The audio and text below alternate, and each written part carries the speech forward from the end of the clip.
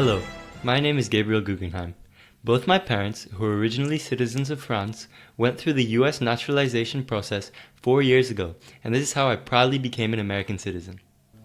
Many generations of immigrants before us obtained the US citizenship by going through the naturalization process and helped shape the country we know today. For instance, Mayor Guggenheim, a very distant relative of mine, immigrated from Switzerland as an impoverished teenager in 1847. He built a fortune in the smelting business, and his descendants made outstanding contributions to the United States in modern arts, aviation, and medicine. Although US naturalization was first passed into law in 1790, it wasn't truly formalized until the 1906 Basic Naturalization Act, which standardized the procedure nationwide. The US citizenship test is an essential component of the naturalization process. It is important because it ensures that prospective citizens have a basic understanding of the English language and American civics.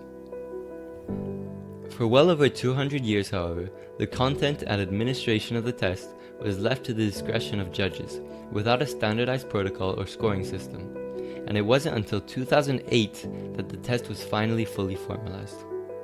The current test covers different areas of knowledge, such as the American Constitution and government, the rights and responsibilities of citizens, the basics of American history and geography, as well as American symbols and holidays. It comprises 100 possible questions, and an applicant must correctly answer at least 6 out of 10 questions.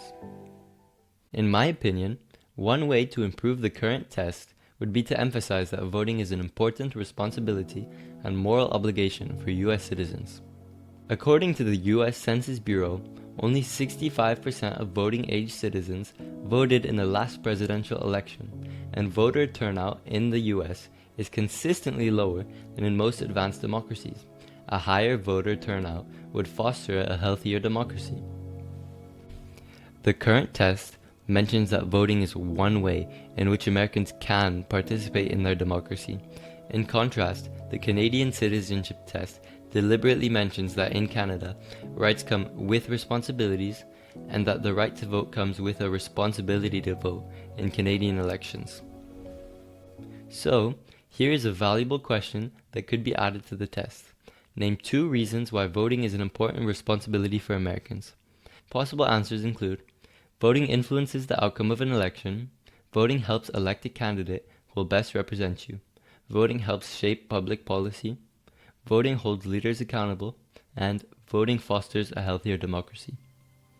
Similarly, the Australian government revised its own citizenship test in 2009 to move away from a fact-based quiz about Australia and to focus instead on educating prospective citizens about their civic obligations and commitment to the country's democracy.